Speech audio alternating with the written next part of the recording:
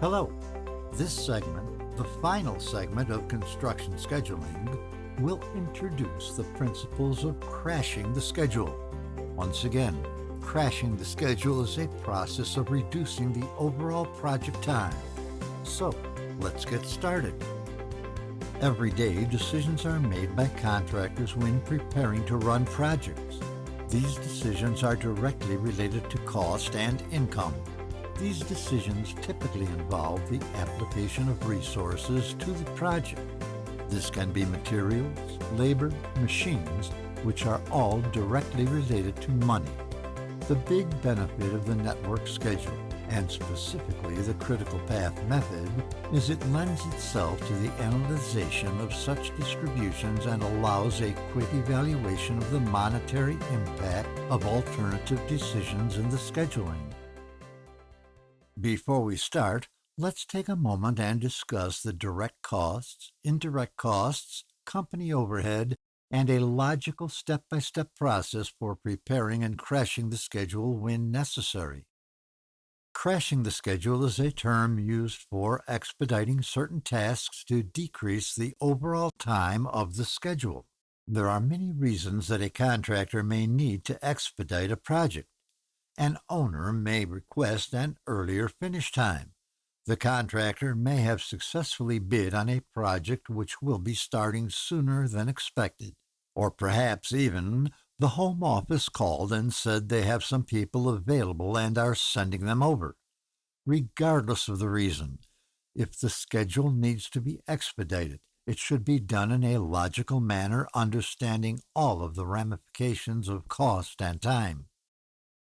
Direct costs are costs which are directly related to the construction of the building. This includes labor, equipment, machinery, and so on. Indirect costs are those costs which cannot be directly related to a particular task on the project. This may include fencing, supervision, porta potties, office staff, and so on. Company overhead differs from indirect costs as company overhead covers company-specific costs. In other words, items to run the overall business including office personnel, services, supplies, administration, and so on. Profit could be considered company overhead because profit is specific to the company and does not represent any specific project or activity. Profit, simply put, represents the excess money earned after total costs. The duration of an activity is directly related to profit, as duration is determined by a system to carry out the task and the amount of resources we are going to assign to that task. In other words, the duration of an activity comes directly from the decisions made regarding the cost of that activity. With this information, it is safe to assume that increasing or decreasing the duration of any activity results in increased direct costs for that activity. This is sometimes a difficult concept, but think of it this way. If an estimate of an activity is correct and the appropriate amount of resources are applied to that activity, there is only one way to decrease the duration of the activity: assign more costs to it. This means either overtime must be paid or more resources must be applied to the activity. Either way, costs are going up. Determining the exact amount of additional funds to decrease an activity's duration is the most difficult part of the time-cost trade-off. Another issue regarding the reduction of time of an activity is the time-cost relationship will vary depending upon the requirements to make the time reduction. In other words, how you choose to reduce the time of an activity plays just as big a role as the decision to reduce the activity's time in the first place. Simply put, if an activity costs $1,000 a day and its duration is 2 days, the cost of the activity is $2,000. If you wanted to get that activity done in 1 day, the cost for 1 day would most likely be $2,000, give or take a few bucks. Now, What we just discussed was the direct cost of reducing an activity's duration, and if it's safe to assume that direct costs will increase with the decrease of an activity's duration, it is also safe to assume indirect costs will decrease with the reduction of the activity's duration. Indirect costs might be traffic control, fencing, porta potties, even some office staff, all of which is no longer needed if the duration of the overall project has been reduced. We have been talking about reducing specific activities in the schedule chain, but reducing any activity may not necessarily reduce the overall project duration. However, if we reduce one or more of the activities in the critical path, we will reduce the overall project time. You may recall the critical path activities are those activities that must be completed on time to complete the project on time. Therefore, if we reduce those critical activity durations, we will reduce the overall project time. We have stated that decreasing an activity's duration will increase the direct cost of that activity, but we have also stated indirect costs for the overall project will decrease. Therefore, if the indirect costs offset the direct cost increase, our overall project costs may decrease. This is the analysis that must be done before making these scheduling decisions. When considering the status of the project and potential schedule changes, we must consider it in four possibly different phases: normal, least cost, least time, and crashed. The status of normal is self-explanatory. Each duration has been accurately calculated with accurate costs. Least cost reduces the total cost by paying more to decrease one or more critical activities. In this case, the indirect costs will offset the expenses of decreasing the critical activities.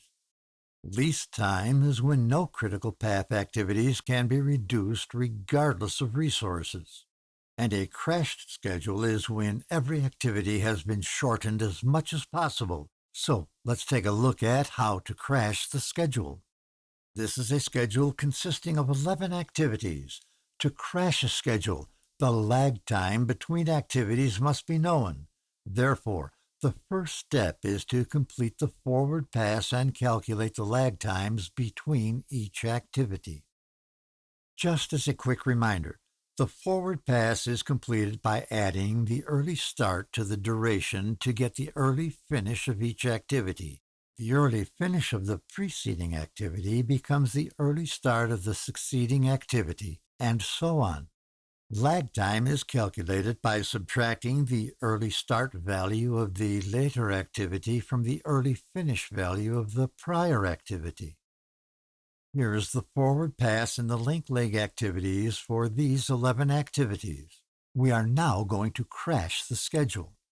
However, we need to do this in a logical manner at the most effective cost. So before we can get started, remember the critical path. The critical path are those activities that must be completed to ensure the project is done on time. Therefore, if we do not reduce the activities on the critical path, we cannot reduce the duration of the project.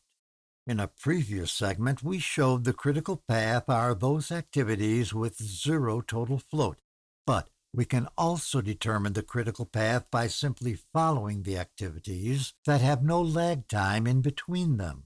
If you take a look, you'll see that there is only one way to get to the last activity without hitting lag time, and that is activity A, B, F, H, and L. If we try to get to the last activity via any other path, we will hit lag time, which means we are not on the critical path. So once again, our critical path is A, B, F, H, and L. In order to logically crash the schedule, we must know the cost of each activity.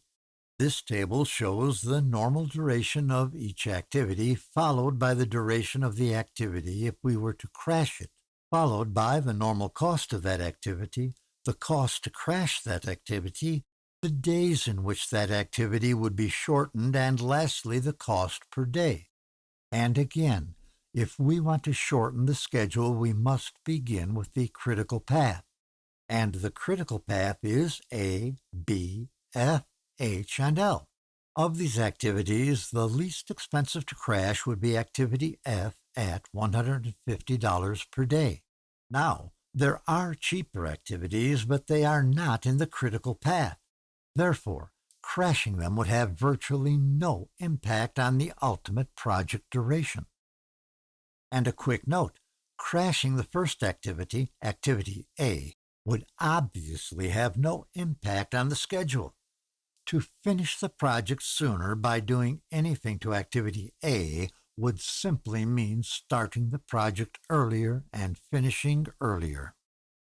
According to our table of costs, activity F can be shortened by 2 days. But can we shorten it by 2 days? We must look at what's called the Network Interaction Limit, or NIL. The network interaction limit is the point at which one activity would interrupt another activity. As an example, activity H cannot begin until both activity E and F are complete. Therefore, if we shortened activity F by 5 days, the lag between activity E and H would be -1, and we would have interrupted the network interaction limit. However, in this case, activity F only needs to be shortened by 2 days. So let's take a look at activity F. If we shorten activity F by 2 days, this means activity H will be ready 2 days earlier, as will activity K. This means we are going to lose 2 days off the lag in between activity E and H, and 2 days of lag between activities G and K.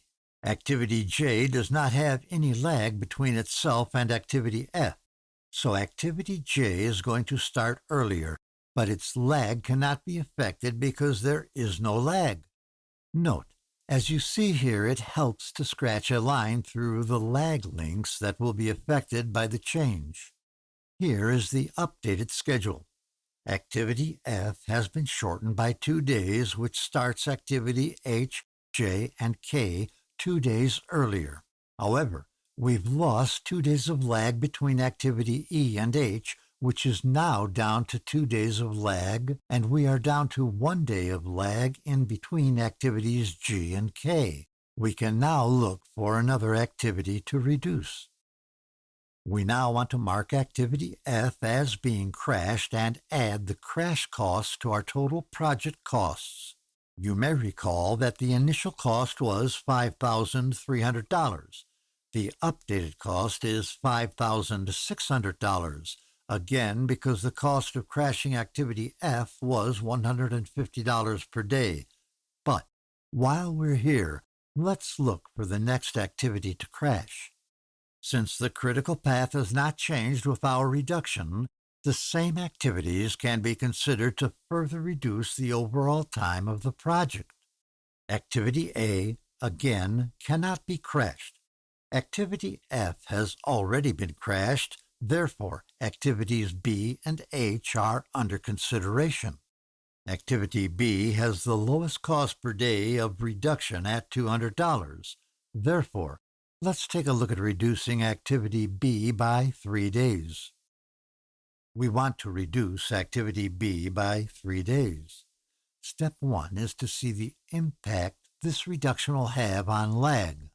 It is going to affect the lag between activity C and activity F, and if we examine closer, the lag between activity G and K will also be impacted when activity F is pulled back 1 day. Since the lag between these activities is 1 day, we cannot reduce activity B by 3 days. How many days can we reduce activity B? Well, the network interaction limit here is 1 day. Again, the network interaction limit is the number of days an activity can be shortened before some other link lag value hits 0. In this case, the network interaction limit is 1 day. If activity B is shortened by 1 day, the link lag values for C and F and G and K become 0.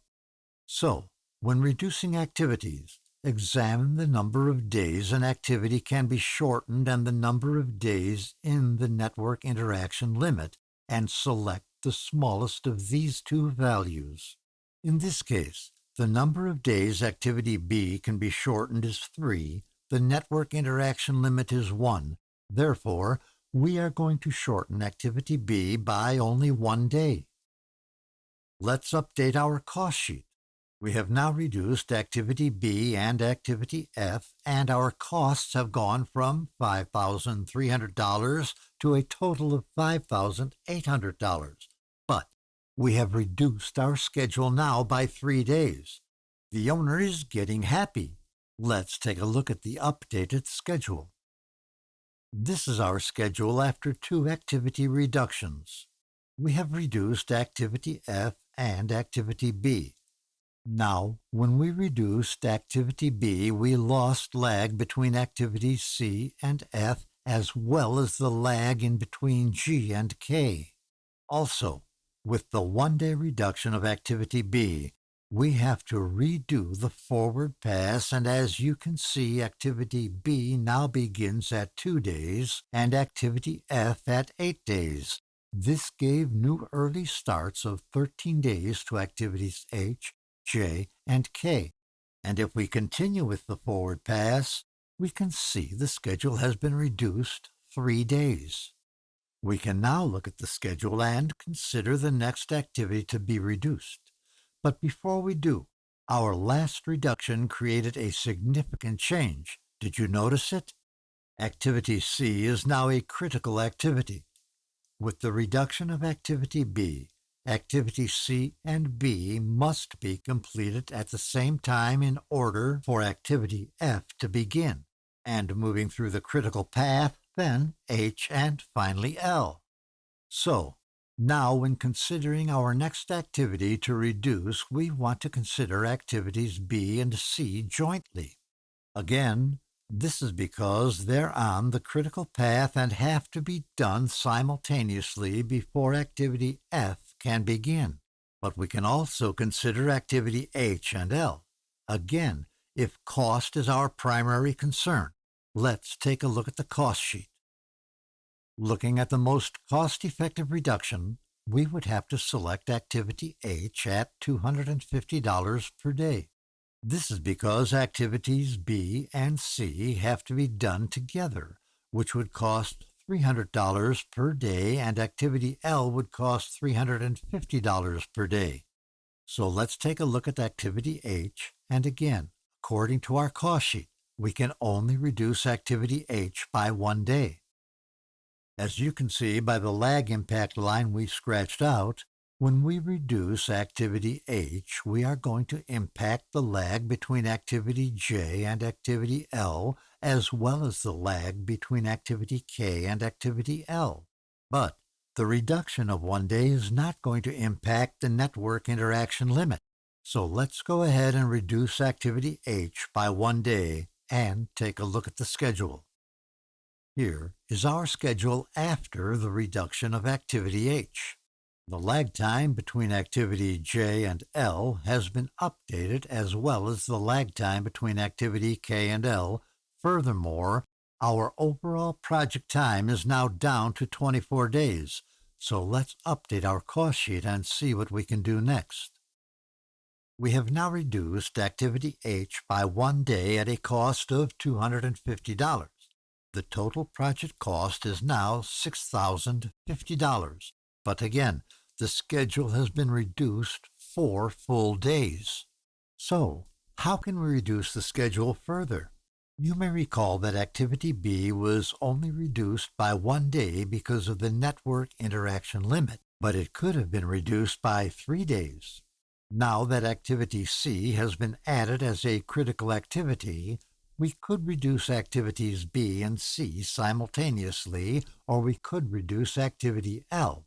Looking strictly at cost, the reduction per day of activities B and C would cost $300 per day, while activity L would cost $350 a day. Let's take a look at the schedule and see if we can reduce any of these activities. Activity B still has 2 days of reduction available, and Activity C also has 2 days of reduction available. Now, to be clear, you may notice that if we reduce just Activity B or just Activity C, there will be no change in the overall project time. Consider the forward pass. If we were to reduce just Activity B, the early finish of Activity C remains the same, and that is the value that would go forward to Activity F. The same is true if we reduce just Activity C and not B. Therefore, B and C must be reduced together. Now, if we reduce activities B and C, it is going to impact the link lag value between F and K as well as between K and L. So, the NIL here is 3, the lag value between activity K and L. The question is, why are we not considering the link lag value of 0 between activity F and K? That is a good question. Let's take a look at what the network is going to look like after we reduce activities B and C by 2 days. Here's our updated schedule. As you can see, the link lag value between activity F and K has increased. By shortening the durations of activities B and C, the start and finish dates of activity F have been shortened. But the start and finish date of activity K has not been affected. The start date of activity K is dependent upon the finish of activity G, not activity F. Since activity G is not altered by the reduction of activities B and C, the start date of activity K remains unchanged. And if we do our lag calculation, the early start of activity K minus the early finish of activity F, we do have a lag of 2 days. You may also notice that the lag between activity K and activity L is now down to 1, and the overall project duration is down to 22 days. The project has been shortened by 6 days through this crash. Let's now update our cost sheet. With the reduction of activities B and C of 2 days, our project costs have gone up to $6,650. This is because the reduction of activity B was $200 per day for a total of $400, and the reduction of activity C was $100 per day for a cost of $200. We now have reduced every activity in the critical path, including those that had become a critical path activity during the crashing of the schedule, except activity L, which according to our cost sheet can be reduced by 1 day for a cost of $350. Let's take a look at activity L. Activity L is the final activity, therefore, the network interaction limit is irrelevant. Realistically, that is probably an incorrect statement. The network interaction limit effectively would probably be considered infinity. This is because if we drew a line from activity L, it would not impact any lag lines. Therefore, it's infinity. But we can still reduce activity L by 1 day, so let's go ahead and do so. And here's our final network schedule completely crashed, shortened by a total of 7 days at a cost of $1,700, and the total project cost of, drum rolls please, $7,000. Let's now take a look at the completely updated cost sheet. And this is the final cost sheet. As we proceed through the various steps, you want to record all the actions that have been taken. Ultimately, our costs increased by $1,700, but crashed the schedule by 7 days, making the owner very happy. One quick comment. You want to begin your crash cycle with the least expensive activity and continue the process until you reach the desired amount of days. Following these steps, you'll get the biggest bang for your buck. Finally, this concludes construction scheduling. Through this course, we covered the history and milestones of scheduling, the network schedule, including the forward pass, the backward pass, total float, free float, and lag time, resource leveling, both the manual and priority approach, and finally, crashing the schedule. And this concludes Construction Scheduling by TechTraining LLC.